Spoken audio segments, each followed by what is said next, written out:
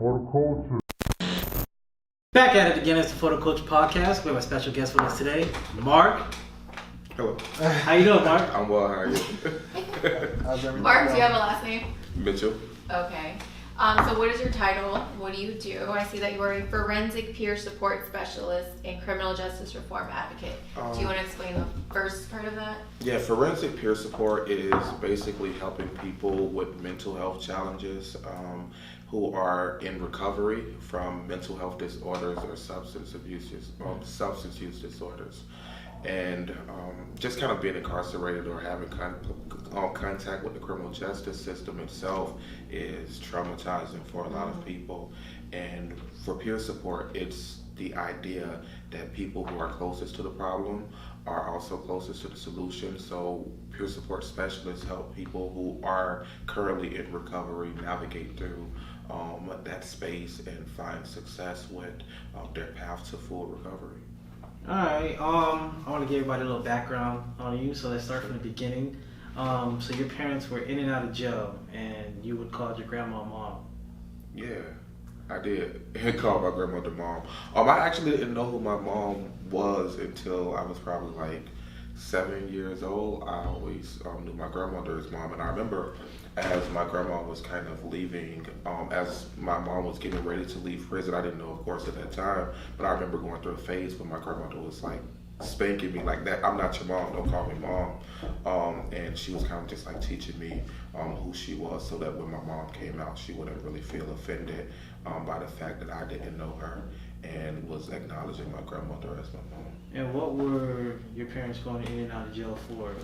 My mom always had like substance use disorders, and my father, I know that he was in for a while, but he was just more so absent as opposed to being in prison. I'm not even sure when he was out or when he was in, because he just really wasn't there. And no relationship with them now, or at all? Well, I kind of have a relationship with them now. It's a unique relationship for sure, for sure. But my dad's like 80-something years old, you know. So even like my sisters and stuff on his, like my siblings on his side, they're like 50 or so. Oh wow. So 50? yeah. How old are you? He's 29, right? I'm 29. Yeah. Oh, okay. So they would still go. Right. No, yeah. So it makes it a little Play. awkward because I have like great nephews who are my age and great nieces who are my age. So I kind of interact with them a lot more than I do with my actual siblings. But I have gotten to a point where we started to work on that relationship a bit more now. How many brothers and sisters do you have?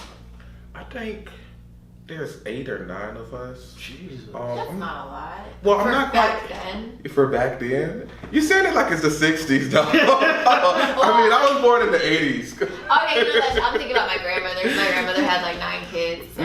I guess you're right when you put it that way. It's not a lot for back then. But I'll just kind of find out randomly that I have additional siblings on my father's side. I have no idea what that feels like. I'm the only child. No. So like. Yeah, I always wonder what it feels like from my dad's children who are from his marriage, though. Like, I always kind of... So was he married to your mother? He's been married to his wife for like 50, 60 years. Like, they've been married forever, as far as I can remember. In fact, she was like my kindergarten teacher growing up. Oh, that's crazy. Did you know? Yeah, I did know. When I was in school, right, she was my kindergarten teacher. My great-grandmama worked at the school as well. And so she asked me one day, or someone asked me in class, like, who's your dad? And I was like, oh, your father, your husband is my daddy. And she was like, no, little boy, you need to find out who your daddy is. She was like, nah, you need to find out who your daddy is. Go back and figure it out. But somebody would have told, like, somehow that circulated, and my mom was, like, really, really aggressive. And that news kind of got out, and my mom came out to the school, like, jumped on the lady, busted out the lady windows and stuff. Crazy. She was, like, all over the news. It was... That's crazy. Oh, wow. She's on the news. Yeah, for that. That's not a good thing. It's not a good reason to be on the news. Still like... Yeah. Alright, Where did that question come from, though? Where did you see that? Which question? Like, you didn't know who your grandmother was or your mom was? Whatever. Oh, I seen the previous interview you did watching that. Oh, okay. Yeah. It doesn't matter. Yeah, everybody get shocked when I start asking questions. Yeah. But Okay, so your grandmother raised you. Yeah, my grandmother raised me for the majority of my childhood until I think I was like around 10 years old, 10 or 11. Yeah. And then your mom came out of prison. Yeah, she came out of prison. I think she came out of prison when I was like 8, like around 8 years old. And although she really didn't want to raise children, the state kind of charges, like child support, and if my grandmother was receiving assistance, then she would have had to put my mom on child support and different things. So even though she didn't want children, she like took us from my grandmother to keep from having to pay. I mean, but that was like really, really short lived. She was not like prepared to be a parent. So she frequently went in and out of prison. Yeah. So after you knew who your mom was, she went back in. Yeah, she was like, I mean, as far as I know, the last time that she was in prison was probably like 2 years ago. Like she goes in and out pretty regularly. You were in and out of foster. Well, you went to foster care around 11 years old. Yeah, I did. Okay, and the reason why you went to foster care is because your mom gave you a gift, a sweater, and you put it on fire. Yes and no, kind of. Okay, go ahead and explain to why you went into the foster care. care. Well, I initially went into foster care or started to have contact with the foster care system when I had gone to school and reported that I was molested. Oh yeah, I forgot about that. Okay, yeah, you went to school because you're molested. Right. And by your own mother. By my mom, yeah. Yeah, and she doesn't really identify it as molestation though. It's kind of weird, but it was kind of her form of discipline, and still to this day, she still thinks. Yeah, like to this day. I'm kind of curious, what exactly, without giving detail. I mean, I don't really want to go into a lot of details about it, but I kind of just was like talking back to my great grandmother and was like, take that bread and shove it up your butt. Like, cause she would feed us peanut butter and jelly sandwiches like to death. And so I kind of said that, and then like later that night, my mom just kind of like went ham on me. And she doesn't really identify it as sexual abuse or anything. Just because you said that? Yeah, because I said that. Like, I was like, take this bread and shove it up your butt. She'll discipline you by doing stuff like that. Yeah. Wow. Yeah, that's crazy. I know you had a lot of, like you couldn't like function with around other people because of situations like that. Yeah. I had a lot of challenges with kind of being social or interacting with people afterwards, but that's kind of what kind of pushed me into contact with the foster care system. But even before that, I was like dealing with mental health challenges for certain. Some of them I was aware of, some of them I wasn't. What were you aware of at that age? Did you realize? Because I was diagnosed with stuff that resulted in me being on Ritalin, Adderall, and junk, I knew I had like ADHD, and they were calling me bipolar. They say that to almost every kid. Yeah. I think for certain, for me, it was true. Oh, okay. I think that there were a lot of things a lot of challenges that I had, or mental health issues that I had that needed to be addressed. But then there were other diagnoses and even the approach to treating it that was completely wrong. And that kind of just happens to children more often than not, but definitely children, like minority children who don't really have advocates or people with a lot of knowledge to navigate through like the mental health space and interacting with clinicians. How did you end up going to therapy and being diagnosed, like you said? Because not a lot of minorities get to that point of meeting with a therapist. I don't know. I don't know if that's not true, because in schools, when you kind of act out, they'll put you in contact with therapists, and counselors will refer you over to clinicians, and that's kind of what happened for me. Like it started, it started at school. And what school you was at? Cause my school didn't get down. No, they didn't give a damn. They just said go home. Nah, man, they pushed me. Well, they would like suspend me, and then as a way of pushing me into like ESC. They would have I wouldn't even do go those. to those. I would just go home. You would go home? Yeah. I want to say I think it's the school, or maybe the actual people that care about their jobs and care about the students that they're teaching and treating. Maybe why you got lucky. I don't think that I got lucky. I think like during that time it was like a lot of money by putting the kids in those portables, and in order to put you in those portables, they had to do like a mental health assessment. And kind of do like a IEP or a treatment plan of sorts when they placed you in there. Yeah, they put me in the portables, and they were marking middle days, and they'll just say, write this over and over again. I won't do this again. I won't do this. I won't do that. And that's all I did the whole hour. What the fuck is this going to do? How this going to help me? Yeah, they probably got twice as much money off of you by you Probably. taking the portables. But I didn't get down. What? I caught on and I just started skipping. I just started acting up more. It just, I didn't get damn at that point. Right. But do you recall like going through a process before you were like put into those classes? Like no assessments, no guidance counseling, no nothing. Just throw them in there. Yeah. Dang. That's what I was saying. Like it depends. I went through all kind of stuff, man. I went through like all kinds of assessments, and they like were medicating me and doing Maybe we need to talk about two different things. You said that, yeah, because I didn't get no drugs or I didn't do none of that. Yeah, for sure. They gave me like Ritalin and Adderall and all kinds of stuff. Yeah, I was doped up for that. No, they didn't dope you up either? Nah. But I know you said that you felt like a zombie and stuff like that. Yeah, those medications. And then you stopped. What made you just stop taking the drugs? Well, I never really wanted to take the drugs. Yeah, but most people are compliant to that because the doctors. I wasn't a compliant kid in general, you know what I mean? Probably So how he ended up on. so just because of the fact that you want me to take them probably meant I wasn't taking them. That's how I was. Give I you a was the hard opposite. time, You told me to know do something, I did the opposite. Just because you told me to do Right. it. Yep. So that was kind of what happened. But I like took it for a while and kind of went through that phase where I felt like really like out of it. Like I just kind of wasn't into connected with myself or anybody. For a while I've taken those medications. And it's crazy because now people take that stuff to focus and they'll take those things Study. Yeah, to study and stuff. I don't recall like studying. You I ever just took it? remember like sitting there. Yeah, but sometimes doctors prescribe certain things. You still don't take it? I got pre-hypertension. I'll take my pills. I can't do it, man. You don't take none? I just can't, bro. That's nice. It's not because it's not because I can't. It's just because I just don't take pills. Like you have to be in a habit to take pills. Do you? I don't take pills. That's nice podcast. All right, so what I wanted to ask you, what made you go to the school teachers or to whoever you spoke to say, my mom is molesting me? What was your mind frame? Like, what made you like? 'Cause I know this probably have been happening on and on and on. What made you say this is the last strike and I'm going? Well, it wasn't something that was happening on and on. Like it didn't continue. She just was really abusive, and that was like the one time that the abuse went from just like punching me or something, like to overboard.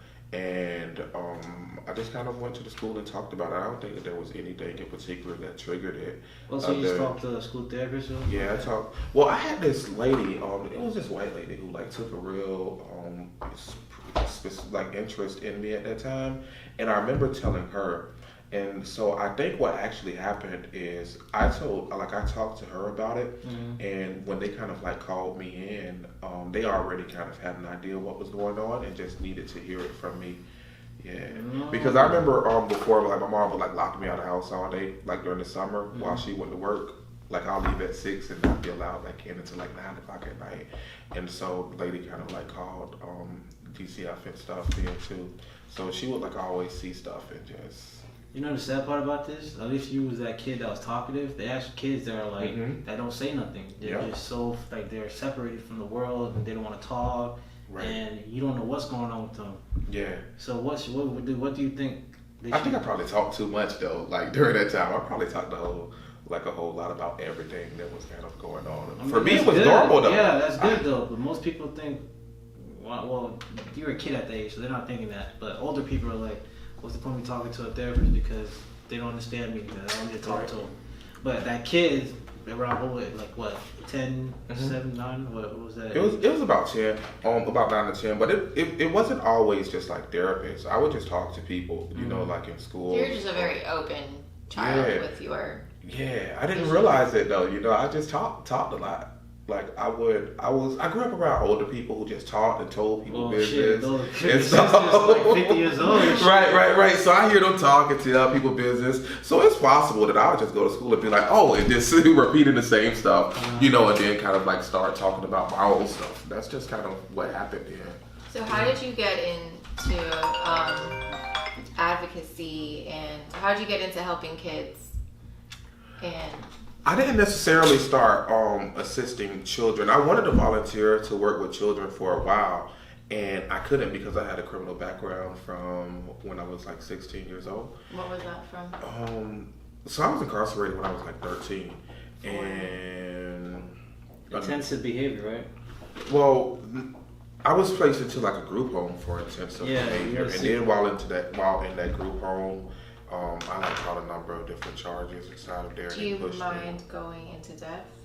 I don't think the charge matters as much, but it was like batteries and aggravated assault. So, yeah. I remember one thing that kind of pushed it was... You fought a school officer, or was it an officer? Well, I felt like several officers. Because that was one of the charges, the batteries, right? They put on you because of that?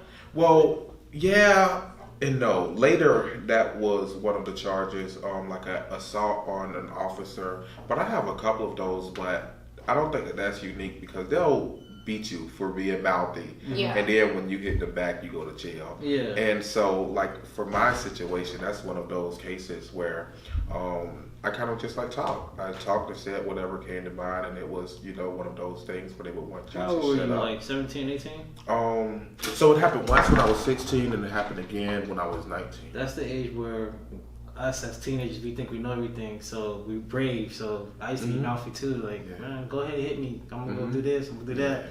You feel me? So I kind of understand where you're coming from, because I went through kind of the same path, kind of, except for I got lucky, I guess. I don't know how I got lucky, but yeah. Yeah, one of those instances, I was inside of one of those institutions, and I was on the phone, and like a collect phone, and the guy like came and tried like telling me to get off the phone and tried to snatch the phone. And so like I snatched it back from him, and he started to like fall, and he punched me, so I hit him with the phone. And so like we were tussling, but he hit me first, and he like played victim and had charges pressed on me and stuff. Well, you gotta do what you gotta do when you're inside there, man. Yeah. It's a zoo in there, kind of. Yeah, it kind of was. And then like later on, I just kind of got into an incident at school with security guards, and they pressed charges on me too. Okay, and then at your 18th birthday, they transferred to a YO camp. What is a YO camp? It's a youthful offenders camp. Actually, they didn't get a chance to transfer me. Oh yeah, because you escaped from the facility before they transferred you. I did. How did you do that?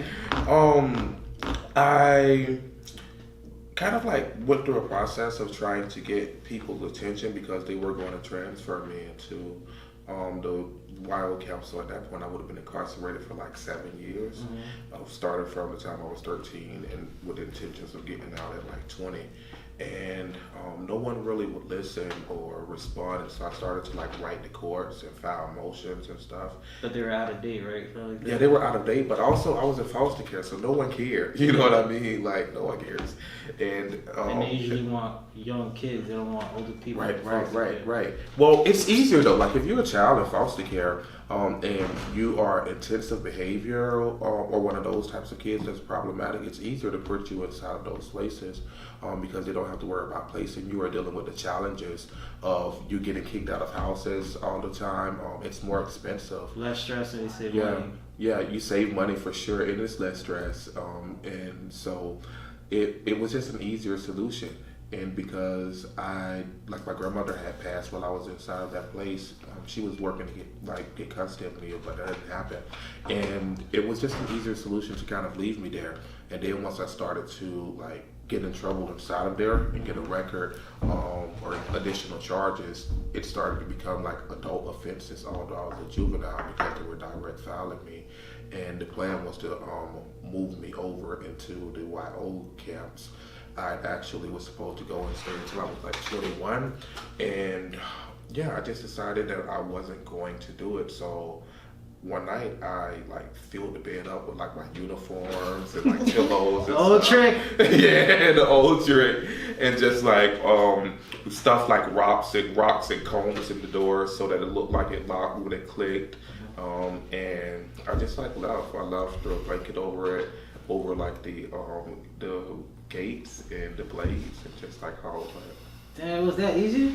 It was. When I was in there, they had barbed wire fence. It was barbed wire. Where is it? Yeah, you get caught. Yeah. You wasn't playing. You was like, I gotta get out this place. yeah. So do you think that because of the crimes that you committed and allegations you had against you, do you looking back on it now, do you think they went about it the right way? Absolutely not. Okay. Do you think they should have, with your history of abuse and being in foster care and not having mother, like they should have put you in therapy and like figured out why you were? I think that more often than not, what happens is that you're just dealing with people who can't relate to your experiences, which is why peer support is important, because it's people who've gone through those experiences. But and so the first response is normally to get rid of the problem. And in order to get rid of the problem, for me, it was just to kind of lock me up. But I don't think that that was the appropriate answer for myself or for most kids. Like, you're dealing with kids who kind of grew up with trauma, whether or not they are aware of it. Especially in our community, most children are experiencing trauma of some sort. And I think that coupled with the mental health disorders, there should have been a lot of different approaches and a lot of other things that happened before just kind of decided to lock me up. Do you think, because it's so easy to be a police officer. It is easy. It's super easy, like you consider it being one? No. I physically DSO is the easiest program you can get into. Like, you barely even need like an associate's or whatever. Like, some cities will just pay you to, you know, do the couple of courses and stuff like that. So do you think like there should be a law where we're implementing, if you want to be a police officer, like you need to go through, because they do have a little psych eval test. I will say that. You have a little tiny one, but nothing like really significant to be qualified to deal with kids and the traumas that they have. Like, don't you think we need stricter laws when it comes to that? Well, I think that training for police officers should be a lot more trauma informed, a lot more culturally competent. Yeah.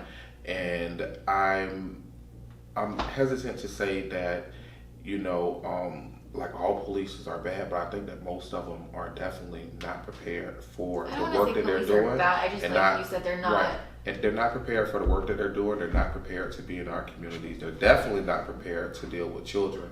For sure, like they're kind of incarcerating children at alarming rates. And I think that those things should be included in the training process. And if there has to be a mandate or implemented in order for that to happen across the board, then yes.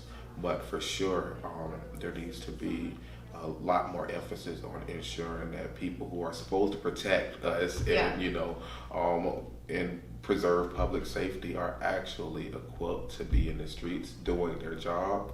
And I think that they'll respond a lot differently. And they'll, if they were properly. Do you know if anything like is being done with that, like laws, or because I'm not aware of? I'm not aware of a law. But I do know that what's happening is different municipalities and districts are implementing their own initiatives, and they're kind of doing it their way. But I think, you know, across the board that there should be higher standards, standards, and more training. For sure. It literally takes like 6 months to be a police officer. Yeah, most of the training is tests and then fitness. It's a right. And you know what it is? It's literally like, because my friend did it, running in water with like all your clothes on to see who finishes. And a little mental test and a physical, like a general checkup, $200-300 later, and then you're a cop. Congratulations, go out and protect our kids and protect. I would say though, most people, because I know somebody, it does take, you don't just automatically get in there. So it does take, some people automatically do. It's easy. I want to tell you that because it's politics. Hollywood PD was under investigation. Their whole department was under investigation. Well, yeah, if you know people in politics, like you said, but if you're somebody that's just a normal kid and try to get into that, it's kind of pretty. I think it's really easy. I do believe that they do need to have people that are familiar with the environment, like places, certain like urban areas, like somebody that grew up there or knows that environment. They should put that person in that area. Right. And even if they're not appointing them as, or they're not officers, they should have like community liaisons who are Understands the whole. really in tune with the community. That is true. Even if it's not a Yeah. police off itself, Right. somebody that understands like a liaison, like you said. Right. And if you think about it, like there's like a lot of calls that come out for like domestic abuse or just violence, or I mean for like disruptions. And if there are community liaisons in that community who are familiar with the people there, they can kind of come out and intervene in ways and de-escalate situations. You know why they don't allow that? Allow that no more though? Because it's a safety concern in a sense. Because of what's his name? The football player. Kim Kardashian dad was defending him. O.J. Simpson. O.J. Simpson. Because of him. Because the wife kept calling and they kept saying they can't have somebody come out there and de-escalate those situations multiple times, and then boom, she's dead. Right. So that's why somebody got to get arrested, because somebody has to go, pretty much, because they don't want that same situation to happen again. I see that, and I think that there are ways to do both. Like you can have the police involved, you can ensure that it's properly being reported, but I think for certain, even if it's not that person, being the initial contact, that person being there as a part of whatever encounter is happening can kind of help de-escalate things substantially and ensure that police kind of understand the dynamics. Things differently. You word them differently, or they're coming differently.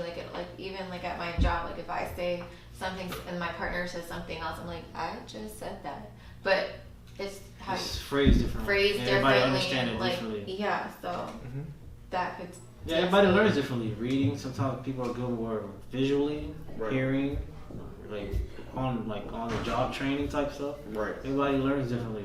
Right. And I think that it just creates another type of interaction and a more interpersonal interaction, because when police do arrive, their immediate response is to get this person out of here. They're hot-headed. Yeah. And for example, growing up across the street when I was really young, there was this couple, and like every Friday and Saturday night when the guy would get drunk, and him and his wife would get into arguments. And I don't recall it ever turned into fighting or anything, but everyone knew that if you called the police, that he'll be going to jail because he had a record already. He was known by the police and stuff. But there were people in the community who you could call who would be able to go over and de-escalate that situation in a minute, because that they had respect for those individuals and they already had relationships, and it was people who understood the dynamics of that family a bit more. And I think having those type of people involved are important, and working in collaboration with law enforcement is important, because the police's first response would have been to throw the man in jail, whereas those people from the community were able to kind of de-escalate it and allow them to go back to a sense of normalcy, at least until the next weekend when they got drunk again. And you gotta realize certain things are normalized in certain communities, and then if you go outside the community, that's no. There's a big no. Right. Just kind of like I always use laundering as an example. In our community, it's not uncommon to hang out in front of the stores, and when you go to other communities, you're going to end up in jail if you're hanging out in front of a store too long. And I think being able to understand that and being culturally competent is extremely important when having an encounter with an individual as a law enforcement officer. So how did you get into criminal justice reform? People kind of started talking about it as criminal justice reform, but I don't think that that's kind of really what I do. I just kind of help people. And my goal is to help people who are re-entering into the community after being incarcerated or having an arrest record, because there's a tons of barriers associated with having any kind of arrest record here, whether or not you have been convicted of a felony, just having been in contact with the criminal system. And an arrest on your record means that you're going to live with tons of consequences for the rest of your life in Florida. And I just try to come from a place of understanding, because I had those types of experiences, and helping people navigate through some of those barriers. And I don't think that that's so much focused on reform in a sense that it, like, like criminal justice reform, I think it's a reaction to a problem that exists and kind of just trying to help people navigate through that space and find themselves again. Mm-hmm. Okay. And what was that question that you asked Max? Does that make sense? Mm-hmm. Yeah, no, totally. You don't remember? Okay. Well, I did not know that Florida clerks rely heavily on fines and fees. I heard you talk about that, and I didn't know that pretty much is how they get paid and stuff like that. Yeah, man. That's how, like, So that's why they so very, like, every little thing they just try to hit you with. Yes. Like, I didn't know you have to pay for being on probation. What? What do you It's mean? expensive as heck. I didn't know that. Yeah, it is super expensive to be on probation. I had this girl, like, I won't say who, but I was getting a service done and we were just talking as girls and she's like, yeah, I have to pay my probation. I'm like, like, it's so foreign to me because I've never been in that situation. Yeah. But And unless you are in that situation, You don't know or these things. have experiences with somebody in those situations, you don't know. But it is extremely expensive to be on probation. And the thing about those fees or probation costs is you can't avoid them. Like, you can't get they'll around just like it. keep adding up, right? Well, and they'll violate you. It's a technical violation if you can't afford to pay the and cost I'm sure of you get like a supervision. warrant. Yeah, then you get a warrant and you go to jail.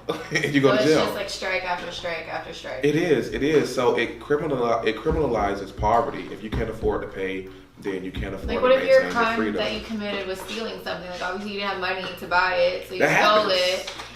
And now you're telling me that this is my consequence, is to come up with money that I didn't have before. That is a real life experience for tons of people. Like, they'll find themselves arrested for not being able to afford, items, or for stealing, or for not being able to afford car insurance.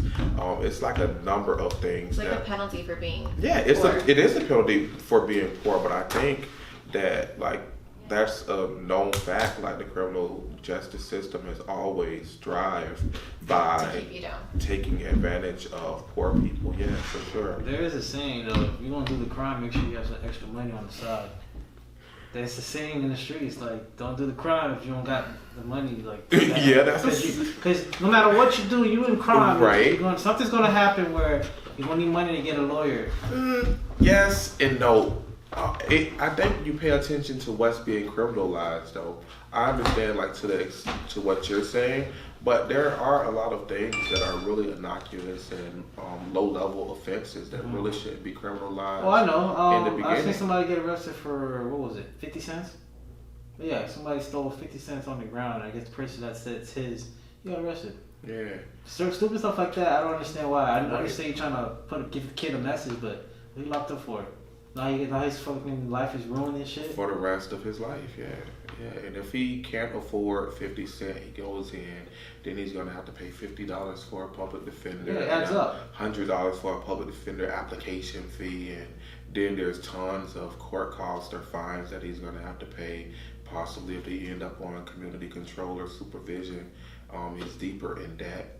But nothing ever is done to address the initial problem in the first place, which was the inability to afford anything. So it just kind of leaves a person completely worse off once they get into contact without ever having any understanding of what the initial situation was that brought them into contact with the criminal justice system anyway. Are you able to, like, obviously we're all citizens and taxpayers, I'm sure Uncle Sam hits us every time, but because I've never been arrested, thank God, I'm not enlightened on where our money goes as taxpayers. It goes to the jail. Well, When you're being incarcerated, like, are you able to enlighten us on where, as taxpayers, where our money goes to when it comes to being incarcerated or incarcerating people? I think that I may not be the best person to explain that, but I can tell you what I know about where your money goes. I know that, it costs between $140 to $171 a day to incarcerate any individual in Broward County. If the person has any kind of mental health disorders, then there's going to be It's probably additional more. cost. Because they have to be like a special. Yeah, they have to receive treatment. This If is the Baker person, Act, or right? well, not necessarily Baker acted, just because of the treatment that they'll receive, if they're receiving treatment in there, or medication, or if someone just has a health issue in general. It's going to cost more because of the medical expenses associated with having that person. And us as taxpayers, we're paying for these things. Right. You pay for those things, and it's about between 140 and 170 a day for basic, for people who don't have need additional services. Yeah, we're paying for the guy who shot Parkland, Nicholas Cruz, for all those things he's doing right now in jail, the therapy, all that. Yeah. That's why a lot of people are saying my hard-earned dollars are going to him. Why don't you just give him the chair, the needle, and blah, blah, blah. Right. So if he needs therapy, to my point, if he needs therapy, then it costs more because now they're paying a therapist and providing those services. If someone, has diabetes, then it costs substantially more because you have to provide medication to that individual while you're in there. But yeah, it's really expensive. Would you think it would be cheaper to provide therapy than to incarcerate someone? I think it's cheaper to provide alternatives.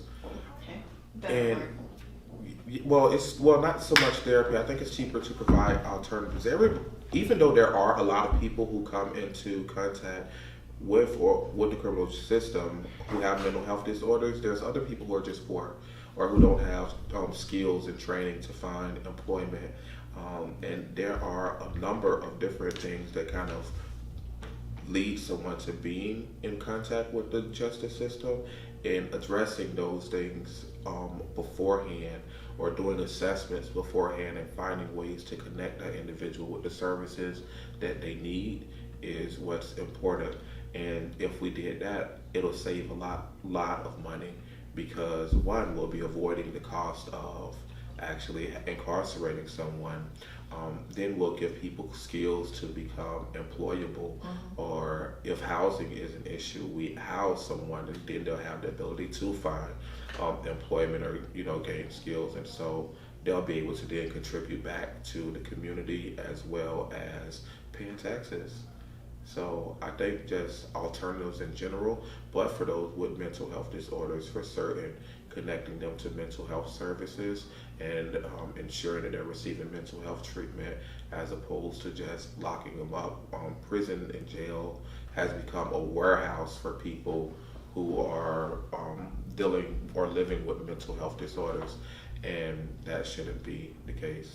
There was a survey going around that the percentage of black people is going down, it's going in jail, and the percentage of white people is going up. Where did you see that? I forgot what it was, but they were saying that. Are you sure? Yeah, they were saying that. Thankfully, I mean, there's still a lot of black people in there, but from 20 years ago, 10 years, 15 years ago, they're saying that it decreased. Probably not as much, but it's still progress for the decrease. And Mexicans are kind of going up to a little bit, but. I'm sure under this administration, Latinos, I'm sure. Huh? I said, I'm sure under this administration, Latinos are definitely going on the incarceration rate of Latinos. But right now, it's like 1 in 3 black men are arrested. It's 1 in 6 Latinos.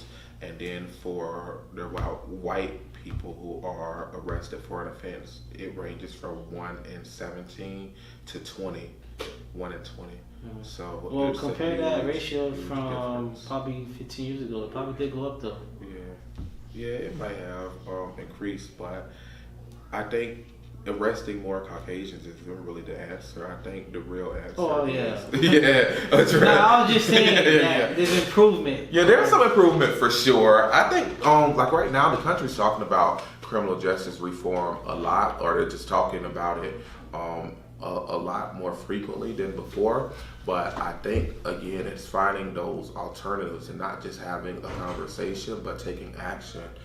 That's really important. And I think that what's happening more often than not, there's a lot of conversation around it as opposed to actions and accountability. And that's when, when you're required to do something is when it's a problem. I just caught on that I said Mexicans. I meant to say Latino. The reason why I was going through my head is because of the whole Build a wall. No, because of in Mexico, so a family member died, and it was a cartel war. Y'all didn't hear about that? 9 people died. Yeah, I did. And one of the cartel is El Chapo's cartel. And I don't know if you heard before that, like, I don't know if it was a month ago or a couple months ago, he killed the DEA agents and cops because they had his kid, and so he killed he sent the message out. El Chapo's sending he's locked up and he's still running things. Right. And I also saw something where I think it was his son was arrested. Yeah, and then he came from and killed all the people just to get his son back. Mm-hmm. And I was like, damn. He got money. Yeah. Right. Power. He has power. Yeah, he runs Mexico still. Mm-hmm. So the First Step Act was implemented this year, right? Yeah. Oh, before we jump into that, do you feel like if you had a good family structure, your whole life would have changed? Like you never went through all that, like you went through? That's difficult to answer. I think that if I had a better family dynamic, my situation would have been completely different, but who knows? I don't think you can say that. Yeah, I feel like it possibly would have been. I know that kind of, now that I'm older, some of the stuff that my mom does, I kind of can understand why she did that. And I think that I kind of repeated some of those mistakes myself. So I do believe that, having a different family dynamic would have probably been a little more, things would have been a little better for me. And for my brother's incarcerated for 30 years. How old is he? He is 33. I was just about to ask you, how about, do you think if you was closer of age to your brother and sister too? If I was closer, well, on my mom's side, we're close in age. We're all 3 years apart, but everybody. On your dad's side is different, right? Yeah. If we were closer in age, I don't know. I think that would have been awkward.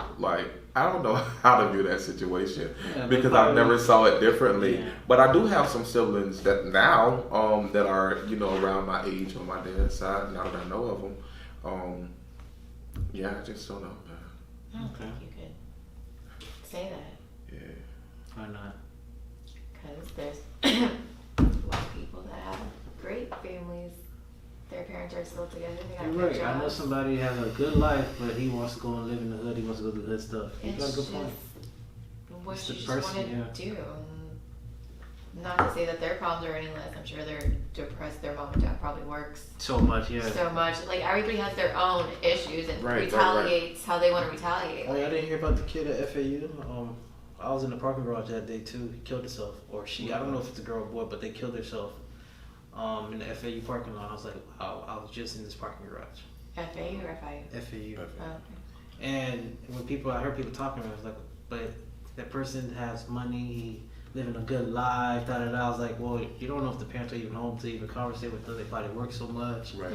People are going through so many different things in their head. Some are talkers, some are not. Some hold it in. You can't say when it comes to that. Yeah, I think that, a lot of people are dealing with their own battles, and what you see on the outside doesn't really have any bearing on, the emotional toll that the person might be going through internally. Mm-hmm. And I feel like I'm the only girl here, so I feel like with men it's a lot harder for you guys to talk about and express those things because you're built to not talk about your feelings, not talk about your emotions. So you suppress it, and then it's just triggered, or you act out in different ways. I think you're right. Men are taught that it's not okay to not be okay. You're expected to be the protector, the provider, and kind of keep a strong face for everyone else. And so that prevents you from having an opportunity to just really be in touch with your feelings. Yeah. You talk about that. So how involved were you in the case that you're saying that the judge is allowing us to vote despite the fines and fees? Well, I'm a plaintiff in that case. Oh, okay. Yeah. So last year, everyone voted. Hopefully, you all did. To allow people. I did, but these two didn't. You did? Yeah, I thought you said you didn't vote. No, I did vote. Oh, okay. Yeah. But I understand why people don't vote. a little bit. Do you understand why people don't vote? Yeah, I understand, and then I understand why they should vote though, because they feel like their vote don't count. I think that there are feelings. And who do you pick when it's two people bullshit on the same, like? Ballot him. Yeah, like, no offense, but Is that how both of you feel? Look at the Clinton family, and then I understand Donald Trump is on some other stuff too, but the Clinton family, they got a lot of stuff in their closet. Yeah, they do have a lot of stuff in their closet, and they were there, you know, like during those tough on crime eras and stuff that kind of impacted our community substantially. So and I found it funny. They were at the Tyler Perry opening for his studio. I found that really funny. I mean, yeah. And I was supposed to be Black Excellence and all these people there, but seeing them there, I was like, okay. Anywhere you can get some attention, man. I don't know, brother. I don't know. But they've kind of, I think that people are allowed to have a change of values, and maybe they've kind of had that experience over the years. That's made that transition over the years. I don't know. It's too late. Yeah. Once you've been stuck, you've been trained, you've been doing this your whole life, you think you're gonna change like this? It's hard. I mean, it's possible. I guess anyone can change, but I don't know. They probably have an agenda for almost everything they do nowadays. Yeah, it's probably for sure an agenda behind that. I mean, as most people do. Okay, and then you said, did you bring up that Amendment 4, right? You brought that up or not? No, the first CARE Act. The First Step Act? The First Step Act. Yeah. Why do you think it took so long to implement that? I think it took so long to implement it because no one wanted to acknowledge the problem. And if you acknowledge the problem, you have to also, if you acknowledge that mass incarceration is a problem, you have to acknowledge that it disproportionately impacts Black and brown people. And when you do that, you also have to accept the fact or acknowledge the fact that this country's history is built on racially controlling people through criminal justice. And that kind of started after slavery, and they redesigned that throughout the years, whether it was the Black codes, Jim Crow, the war on drugs, and minimum mandatories. They just kind of continue to redesign those types of policies to fit wherever we are as a country. And so I think that it took so long to create a policy that provided some kind of assistance to people, because when you acknowledge a problem, I mean, we just spoke about it, when you acknowledge that it's a problem, you have to take some actions. And who wanted to take actions? Yeah.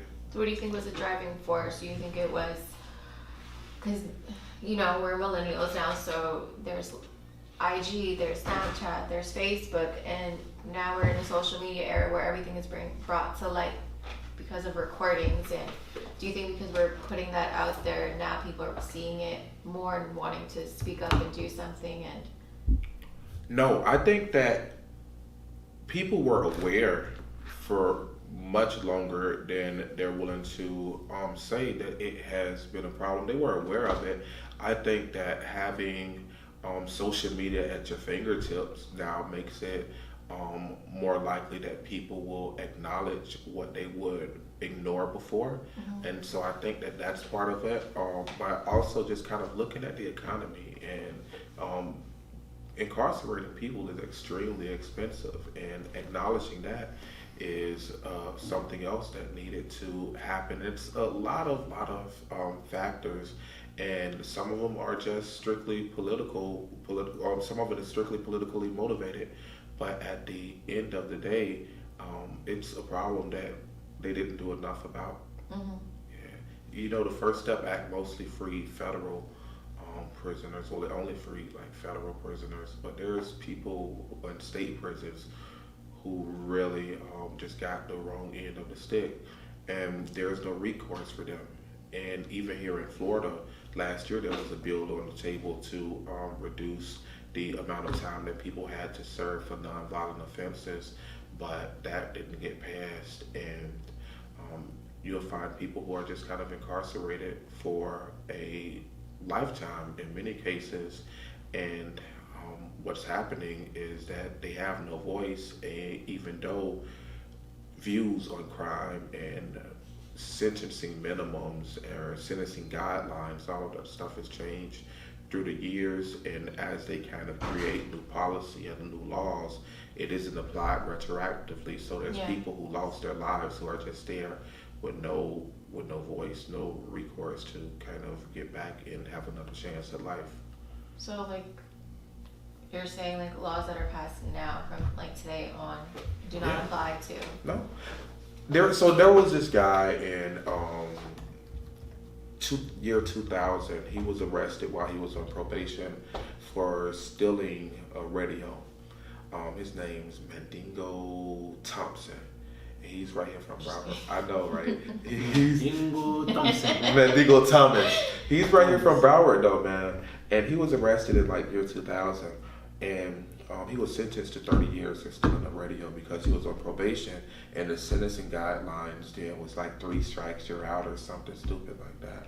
And so long. So he committed a crime, and then he was on probation, and then he stole a radio. He committed a crime. He was on probation. He stole a radio.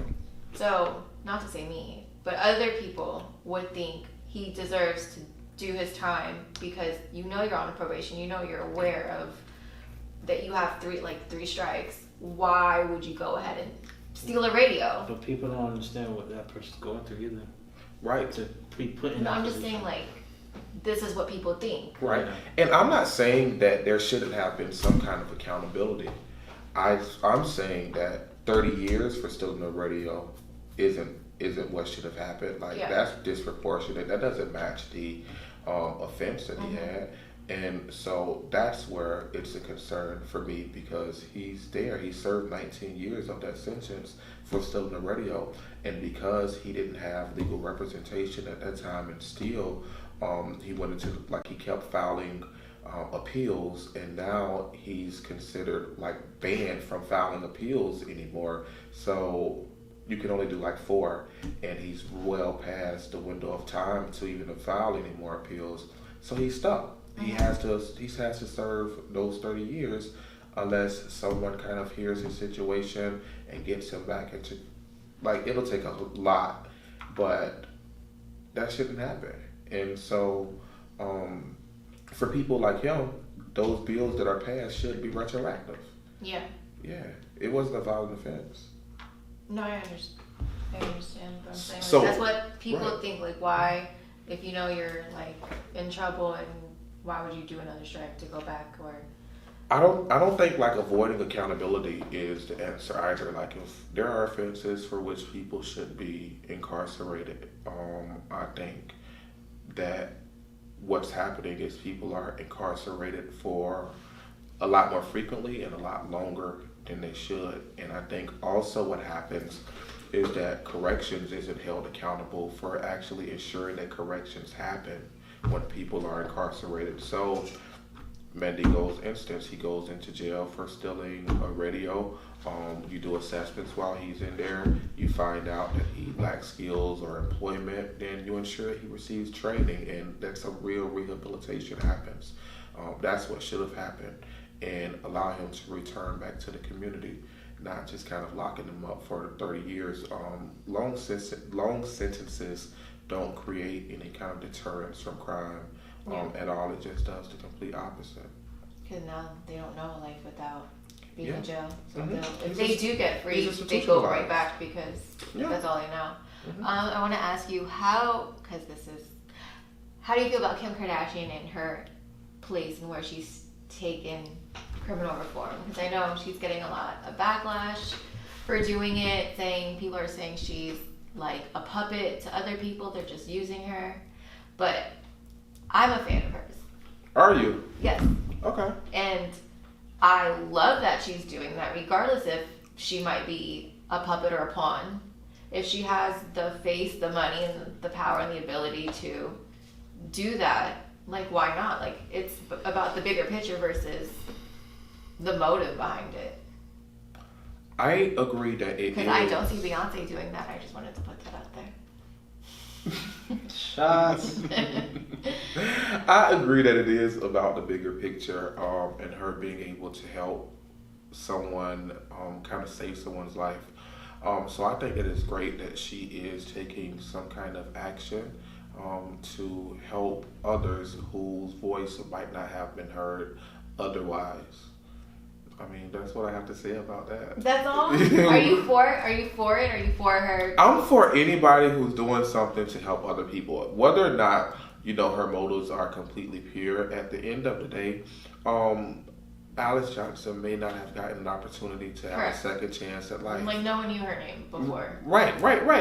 And so I think that when people who are celebrities and who have a lot of media attention use their platforms to benefit the lives of others who would normally not receive justice or not get the help that they probably deserve, then I think that is a great thing, whether or not, whatever is motivating them to do so. Did you sign the petition for, what's his name? Rodney Reed? Yeah, I signed a petition for Rodney Reed.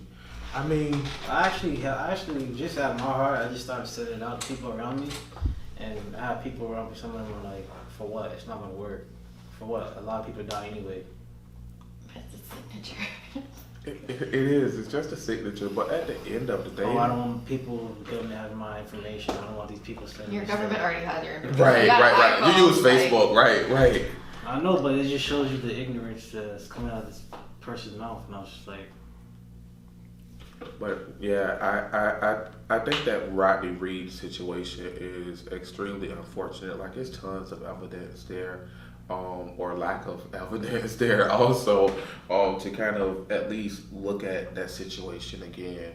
And it looks like they've denied to do a DNA test on the belt that was used as a weapon. Kind of denied facts that came up from about him being in a relationship with the girl before, or having some kind of relations with her. It's just so many things about that situation that's extremely unfortunate and just wrong. It's just wrong. What do you think the outcome's going to be? I think that it has enough media attention right now. Yeah, I don't think they'll. That's the reason why I like what Kim Kardashian's doing, because she has enough attention already to actually bring light to the situation. Because a lot of people need to know who the hell, what the situation was, or who he was. Right. And so, another person I gotta think too is Dr. Phil brought light to it too. I think Dr. Phil's the reason why Kim Kardashian got in there. I don't know. But it may be either way. I just think when people use their platforms like that, and he's white, so that's another good thing. That's always a good thing, right?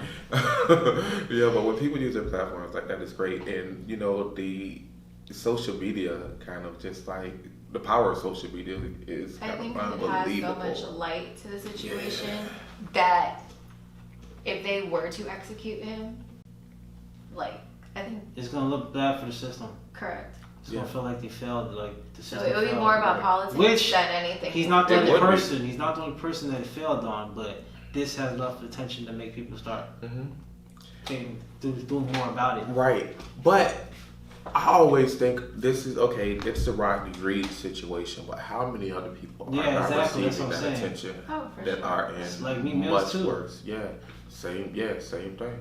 Did you sign, Max? Sign what? The petition? Nah, I don't know what y'all talking about. Where are you? I sent it in the group chat. You didn't see it?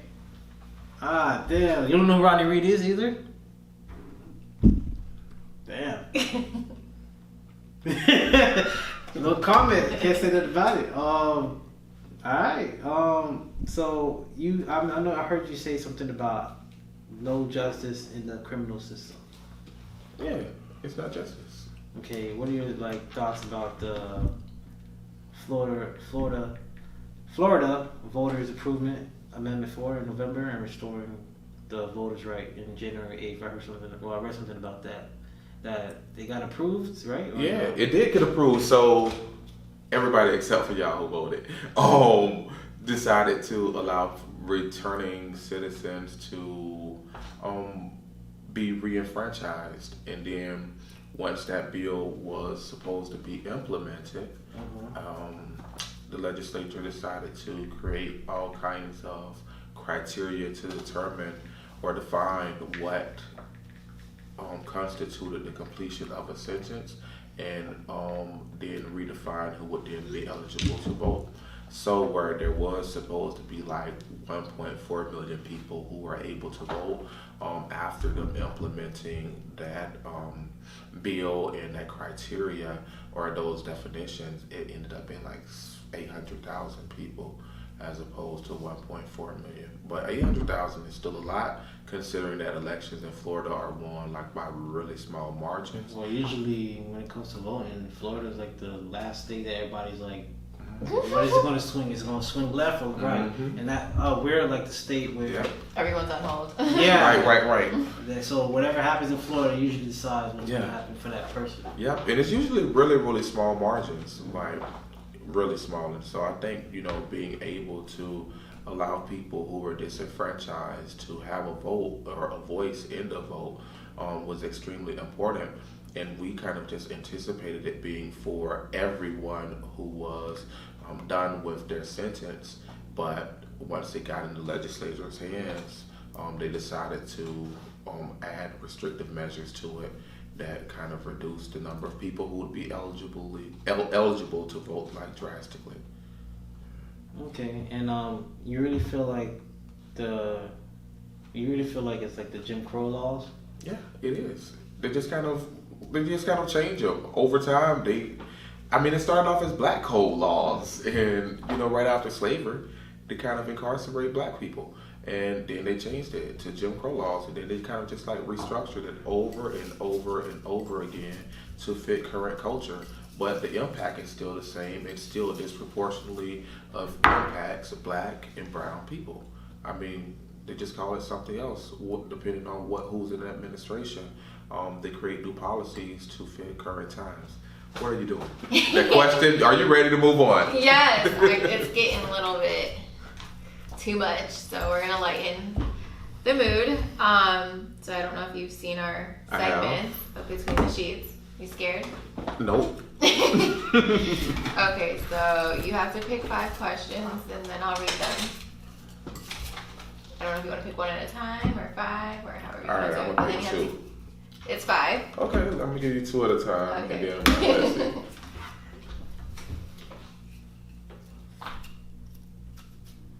That's a long question. I thought I had like 3 of them tied up. Okay, first question is, have you ever had phone sex? Yes, I've had phone sex. Are they always the same questions? No, what do you mean? No. Do you always use the same questions? No? Okay. Have you ever had phone sex? Yes. When did you start having, like, how old are you? Follow-up question. So when I was young, right, I remember getting my butt tore up because I would call those phone sex lines. Have you ever done that? Wait, what? There was a hotline. Yeah, it was tons of hotlines, man. They still have them. You have to remember, like, watching Cheaters and Right. it's like, call this. Oh, yeah, I seen Cheaters, but I never did the shit. Yeah, I used to dial that. Like, I was real young. I bounced between that and Miss Cleo. Like, I was Actually, yeah, you're right. They do have things like that. late night. You a late bloomer, I guess. I never did it. You did it before? No, but I know the commercials. Oh, yeah, I know the commercials, but I never did it. I mean, what's wrong with it? It looked Why like you the know? camera might be going off. Or something's happening. What would you do if you inherited $1 million tomorrow? If I inherited $1 million tomorrow, I would open several reentry houses so that when people were leaving institutions, they'd have a place to stay and get on their feet without having to deal with the burdens or just expenses, you know, the cost of living immediately. That's a huge problem for people. I would probably, I don't know, help out some people over in the Bahamas. $1 million goes quick real fast, so that I've already spent like 3/4 of that. Yeah, so, especially like paying for the expense of this, that, and third of the home. Yeah. So that's that. Yeah, pocket rent. Yeah. So I'll probably put the rest of some stock or something. Yeah. All right, you got 3 more. Oh, all right. Let me see. That's 3. It's 1. That's a long question too. All right. What's the most insane thing you've ever been caught doing? Take this question however you want to. Okay, probably having sex at a warehouse. Interesting. Outside of Wales. How old were you? Oh, I was like 19 over in Miami Gardens. When did you start having sex? Because I know the whole molesting thing. People usually So they start exploring early.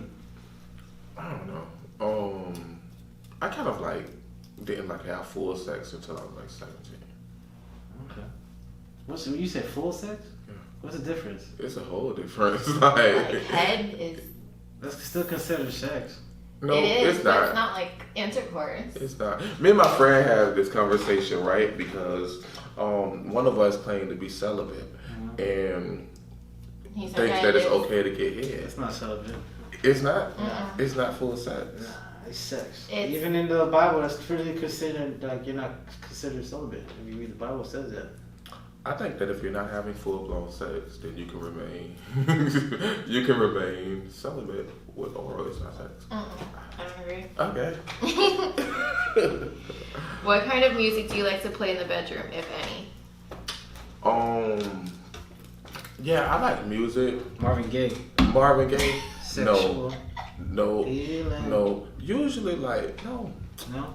I like future music though. Oh, Like- pound. Great sex. That's all I hear from right now. That's all you hear playing. Percocet, Molly. No. That's fine, right? All right, cool. Wait,